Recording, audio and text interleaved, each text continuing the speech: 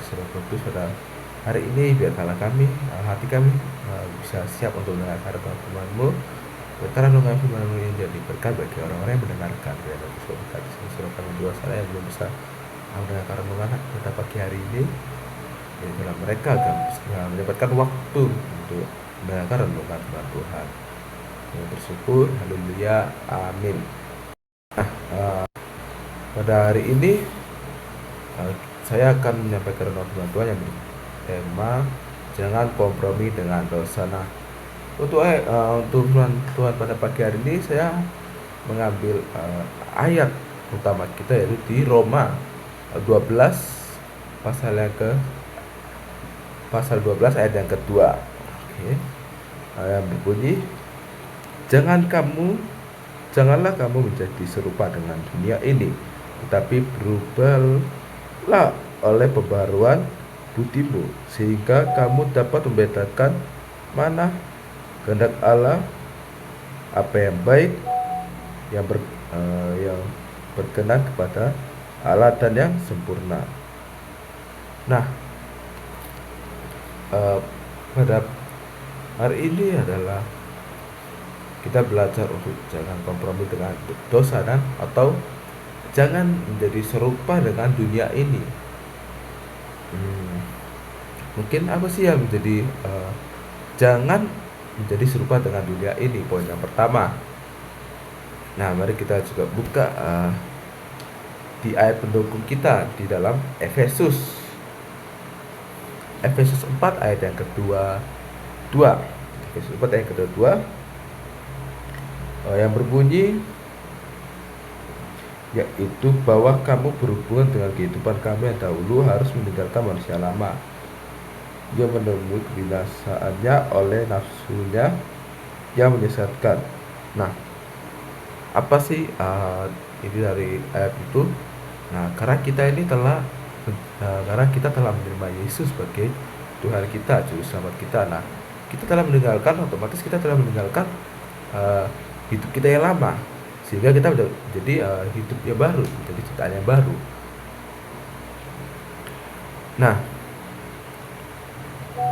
di dalam ini di Alkitab Roma tadi dikatakan juga bahwa kita bisa membedakan manakah yang baik di mata Tuhan dan mana yang baik di mata yang tidak baik di mata Tuhan. Nah, itu juga kita dapat membedakan. Untuk tema ini, bagaimana cara kita membedakan mana kehendak Allah dan mana yang kehendak kita. Nah, itu kita juga bisa dibuka di dalam kitab 1 Yohanes ayat yang 2 pasal yang ke-15 yang berbunyi, janganlah kamu mengasihi dunia dan apa yang di dalamnya. Kalau orang mengasihi dunia, maka kasih akan Bapa tidak ada di dalam orang itu. Nah, jadi cara kita membedakan mana kehendak Allah, mana kehendak Allah, apa yang kehendak kita itu, kita harus tekun membaca firman Tuhan, berdoa, dan juga selalu mendengarkan renungan firman Tuhan. Nah, dalam kitab tadi itu ketika kita sudah hidup baru, maka kita sudah meninggalkan hidup yang lama. Nah, demikian juga kita juga bisa meninggalkan hidup baru dan menerima Yesus sebagai Juru Selamat kita.